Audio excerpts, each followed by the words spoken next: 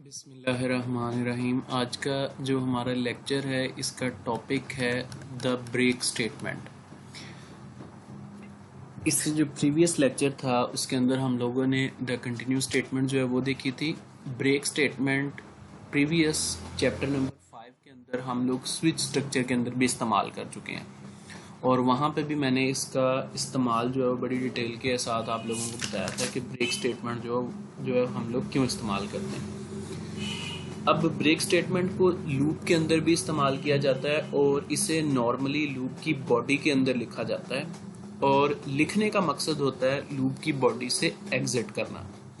For example हम लोग कोई प्रोग्राम लिखते हैं और उस प्रोग्राम के अंदर हम लोग कोई लूप इस्तेमाल करते हैं, लेकिन लूप की बॉडी के अंदर हम लोग कोई कंडीशन लिख देते हैं कि अगर वो कंडीशन ट्रू हो जाए तो इसके रिस्पॉन्स में लूप को फर्दर एग्जीक्यूट नहीं होना चाहिए। भले ही लूप की आइट्रेशंस पड़ी हों, लेकिन अगर वो कंडीशन ट्रू हो जाए तो मजीद लूप को आइट्रेट करने की या रिपीट करने की जरूरत नहीं है। तो इस सूरत में हम लोग ब्रेक स्टेटमेंट जो है वो इस्तेमाल करते हैं।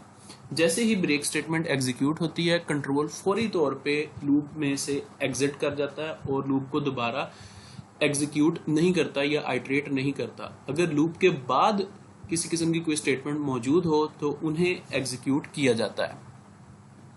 तो सबसे पहले फ्लो चार्ट देख लेते हैं ब्रेक स्टेटमेंट का। ये मेरे पास एक सिंपल सा फ्लो चार्ट मौजूद है ब्रेक स्टेटमेंट के लिए। सबसे पहले हमारे पास लूप जो है वो स्टार्ट होती है और लूप की कंडीशन चेक की जाती है। अगर तो लूप की कंडीशन ट्रू है तो कंट्रोल फौरी तौर पे लूप की बॉडी के अंदर मूव कर जाता है और जो भी स्टेटमेंट्स होती हैं उन्हें एग्जीक्यूट करना शुरू करता है। हमने लूप की बॉडी के अंदर कोई कंडीशन लिख दी और अगर वो कंडीशन जो है वो ट्रू हो जाती है तो इस सूरत में कंट्रोल फौरी तौर पे लूप की बॉडी में से बाहर मूव कर जाता है और अगर वो कंडीशन फॉल्स हो जाती है तो इस सूरत में ब्रेक स्टेटमेंट जो है वो एग्जीक्यूट नहीं होती। अगर ब्रेक स्टेटमेंट एग्जीक्यूट नहीं होती तो लूप जो है वो अपने आप को मुकम्मल तौर पे आइट्रेट करती है, यानी कि नेक्स्ट आइट्रेशन के ऊपर चली जाती है। यानी अगर ये ब्रेक स्टेटमेंट एग्जीक्यूट नहीं हुई तो नेक्स्ट आइट्रेशन जो है वो होगी।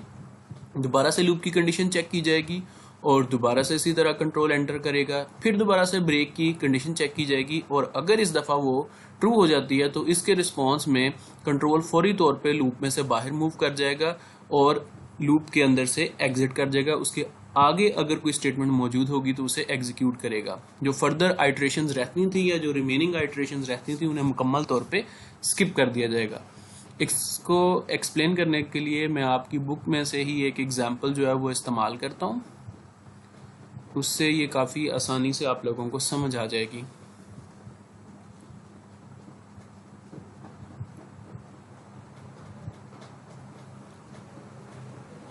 अच्छा जी, ये मेरे पास एक सिंपल सा प्रोग्राम जो है वो लिखा हुआ है।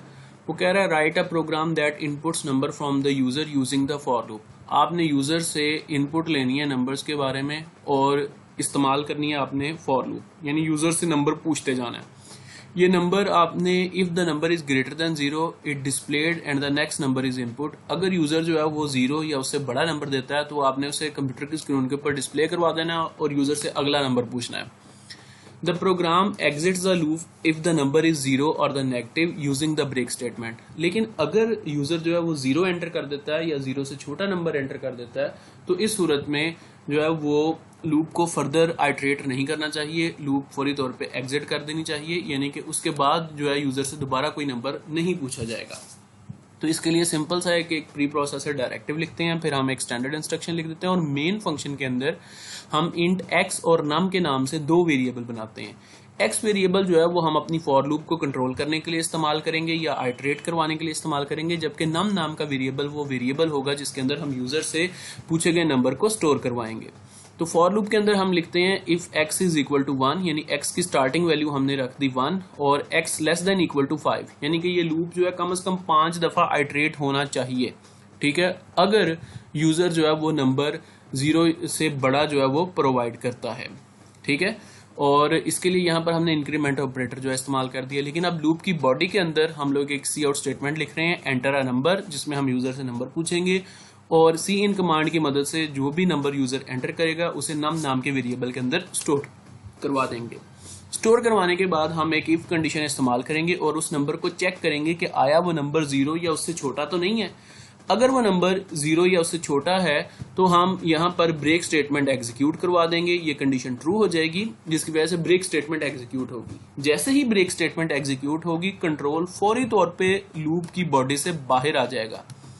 ना तो वो ब्रेक के बाद मौजूद लूप की बॉडी के अंदर किसी भी स्टेटमेंट को एग्जीक्यूट करेगा और ना ही जो है वो लूप को दोबारा आइट्रेट करने देगा, यानी नेक्स्ट आइट्रेशन के ऊपर जाने नहीं देगा। हालांकि अभी x की वैल्यू 1 ही थी हमारे पास, ठीक है।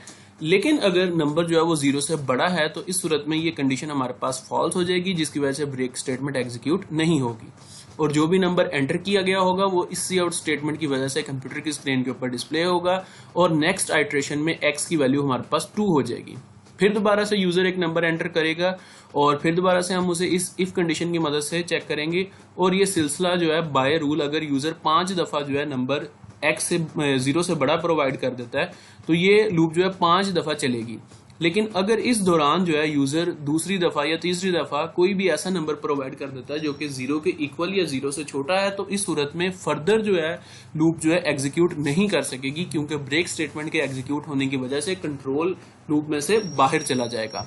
जब कंट्रोल लूप में से बाहर चला जाएगा या एग्जिट कर जाएगा तो लूप जो है फर्दर आइट्रेट नहीं कर सकती। हम इसे रन करके चेक करते हैं। पहले मैं नंबर जो है वो 2 प्रोवाइड करता हूँ।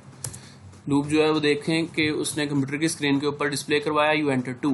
उसके बाद मैं 0 प्रोवाइड करता हूँ। जैसे ही मैं 0 प्रोवाइड करूंगा लूप जो है वो एग्जिट कर जाएगी और वो मेरे से नेक्स्ट नंबर डिमांड नहीं कर रही थी। हालांकि बाय रूल जो है वो लूप की जो कंडीशन मैंने लिखी हुई है उसके मुताबिक उसे कम से कम 5 दफा जो है वो मेरे से नंबर डिमांड करना चाहिए था। अब मैं 5 की 5 दफा जो है नंबर वो 0 से बड़ा लिखता हूँ, तो देखते हैं कि वो हमसे 5 आइट्रेशंस में 5 नंबर जो है वो डिमांड कर रही है और उन्हें कंप्यूटर की स्क्रीन के ऊपर डिस्प्ले करवा रही है। और अगर मैं पहला ही नंबर जो है वो 0 प्रोवाइड कर देता हूं तो फर्स्ट आइट्रेशन में ही लूप जो है वो ब्रेक हो जाएगी या एग्जिट हो जाएगी। यू एंटर्ड 0, आप देख सकते हैं कि लूप जो है वो फर्स्ट आइट्रेशन के अंदर ही ब्रेक कर गई है। इस तरह से हम ब्रेक स्टेटमेंट को लूप की बॉडी के अंदर इस्तेमाल करते हैं, वहां पर जहां पर हम चाहते हैं कि आफ्टर सम टाइम या विद इन सम कंडीशन जो है वो लूप फर्दर दोबारा आइट्रेट ना करे या कंट्रोल उसमें से एग्जिट कर जाए, तो वहां पर हम अपनी जरूरत के हिसाब से ब्रेक स्टेटमेंट लूप्स के अंदर इस्तेमाल करते हैं। इसके अलावा स्विच स्ट्रक्चर के अंदर तो आप लोगों को ऑलरेडी पता है कि हम लोग स्विच स्ट्रक्चर के अंदर ब्रेक स्टेटमेंट इसलिए इस्तेमाल करते हैं कि अगर कोई केस जो है वो ट्रू हो जाता है तो सिर्फ और सिर्फ वही केस जो है वो कंप्यूटर की स्क्रीन के ऊपर डिस्प्ले हो। अगर हम ब्रेक स्टेटमेंट नहीं इस्तेमाल करते तो ट्रू होने वाले केस के नीचे जितने भी केसेस मौजूद होते हैं वो सारे के सारे भी कंप्यूटर की स्क्रीन के ऊपर डिस्प्ले हो जाते हैं। इसलिए हम स्विच स्ट्रक्चर के अंदर भी ब्रेक स्टेटमेंट इस्तेमाल करते हैं।